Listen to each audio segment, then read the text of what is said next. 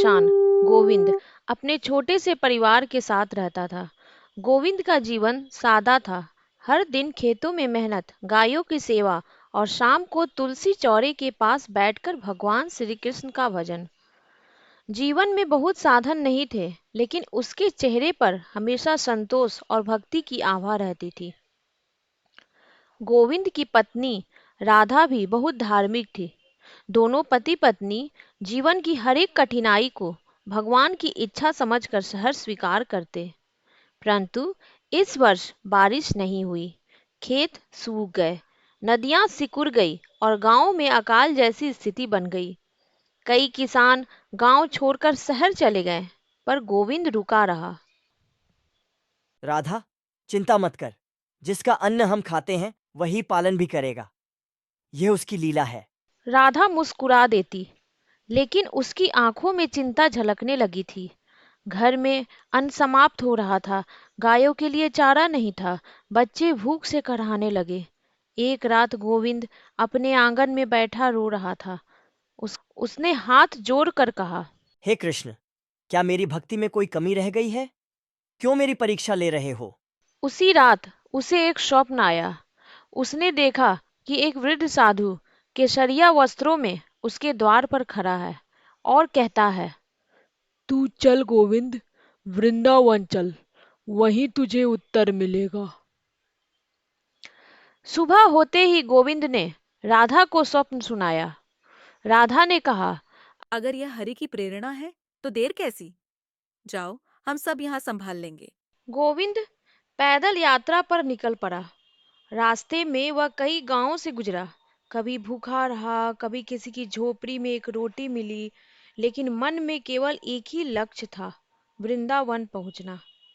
अंततः कई दिन की कठिन यात्रा के बाद वह वृंदावन पहुंचा।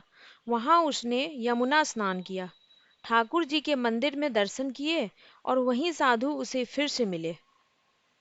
साधु मुस्कुराए और बोले, गोविंद, तू तो भाग्यशाली है। तुझ में सच्ची भक्ति है। भगवान ने तुझे बुलाया है। गोविंद रो पड़ा। महाराज, मेरी जिंदगी अंधेरे में डूब गई है। सब कुछ छिन गया है। क्या मेरी भक्ति व्यर्थ रही? साधु बोले, भक्ति कभी व्यर्थ नहीं जाती। तू मंदिर में रह, सेवा कर और प्रतीक्षा कर। हरि की कृपा कब, कैसे और कितनी होगी, यह वही जानते हैं। गोविंद ने मंदिर में सेवा शुरू कर दी। झाड़ू लगाना, दीप जलाना, फूलों की माला बनाना। समय बीतता गया।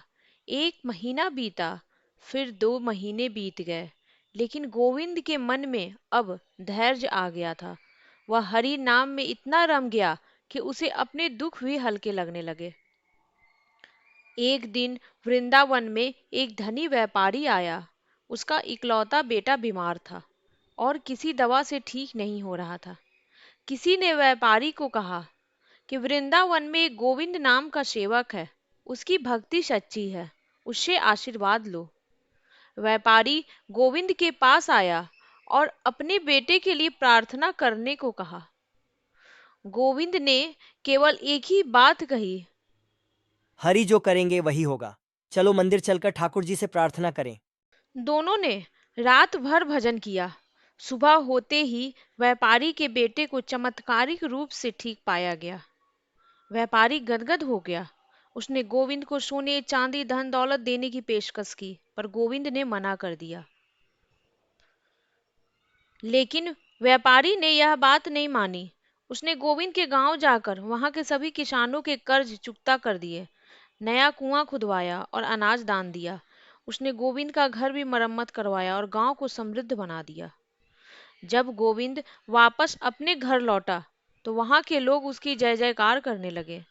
उसकी आंखों में आंसू थे। सब कुछ बदल चुका था, लेकिन गोविंद वही था, सरल, भक्त और विनम्र। उसने कहा, यह मेरी नहीं, हरि की लीला है।